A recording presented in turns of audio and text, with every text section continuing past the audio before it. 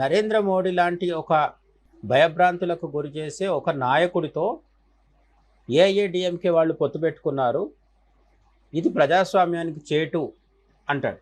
TDP, Janasena, పాశ్వాన్కి సంబంధించిన party, Nitish కుమార్కి సంబంధించిన పార్టీ, ఇటువంటి పార్టీలు బోలెడు పార్టీలు ఉండి వీళ్ళందరూ నరేంద్ర మోడీ నాయకత్వంలోనే పనిచేస్తున్నారు.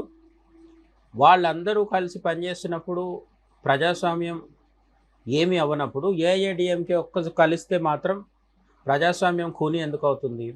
ఇటువంటివి ఏమీ ఆలోచించే స్థితిలో మల్లికార్జున ఖర్గే లేరు.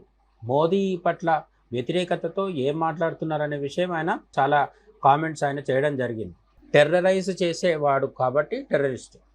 నరేంద్ర మోడీ భయభ్రాంతులకే గురి చేస్తే 2014లో, 19లో, మొన్న 2024లో కూడా 240 సీట్లు సోకాల్డ్ ప్రజాస్వామ్యాన్ని ఉద్ధరిస్తామని చెప్పుకునే కాంగ్రెస్కి కేవలం 99 సీట్లు ఇస్తే అంతకు రెట్టింపు కంటే ఎక్కువ, 99కి రెట్టింపు అంటే 200 కంటే కూడా పైన 240 మ్యాజిక్ ఫిగర్ దాటకపోవచ్చు.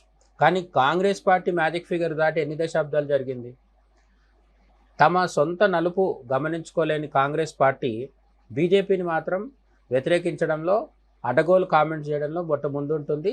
ఇప్పుడు మల్లికార్జున ఖర్గే కూడా ప్రజాస్వామ్యం కూని అవుతోంది, ఇటువంటి పడికట్టు పదాలన్నీ, ఎప్పుడు వాడే పదాలన్నీ వాడుతూ మసాలా కోసం ఇంకో కామెంట్ ఏం చేశారంటే, ఏఐఏడిఎంకే మోడీ కాంబినేషన్ ప్రజాస్వామ్యాన్ని కూని చేసేస్తుందని చెప్తున్నారు ఆయన.